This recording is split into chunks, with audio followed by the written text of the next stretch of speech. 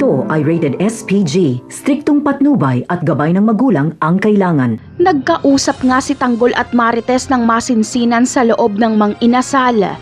Ipinahayag ni Tanggol ang kanyang galit kay Rigor. Pero ikinagulat ni Tanggol kung bakit parang ayos lang sa kanyang ina ang harap-harapan itong binabastos ni Lena at Rigor. Sinasabihan pa siya ni Marites na pabayaan na lang daw kung ano ang desisyon ni Rigor. Pero ayon kay Tanggol ay dapat ipamukha niya sa kanyang ama na mali na ang ginagawa nito. Kaya umuwi si Tanggol sa kanila at dahil wala doon si Rigor ay si Lena ang hinarap niya. Pero matapang pa si Lena at sinabi niyang dati siyang pulis kaya pwede niyang gawa ng kasalanan si Tanggol at Santino para palayasin sila ni Rigor kasama si Marites. At dito na nga naisip ni Lena na gumulong sa hagdan at ipalabas na tinulak siya ni Tanggol. Galit na galit si Rigor noong malaman niya ito. Ayon sa kanya ay papatayin niya daw umano si Tanggol kapag makita niya ito.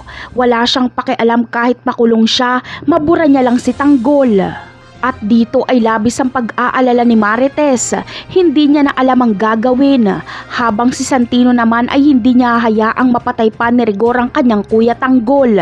Gagawa si Santino ng matapang na desisyon. Siya ang magsusumbong kay Samonte at Jacobe na kabit ng kanyang tatay si Lena at buntis ito. Sa kabilang banda naman ay papaimbestigahan nga ni Pablo ang bouncer na si Tanggol. Dito ay makakakuha siya ng record ni Tanggol. Malalaman niyang hindi pala ito basta-basta dahil siraulo pala ito at dating kriminal. Ngunit ang ipagtataka ni Pablo ay ang pangalan ni Tanggol na Jesus Nazareno dahil kapangalan ito ni Montegago. Napakarami pa nating dapat abangan sa mga susunod na episode.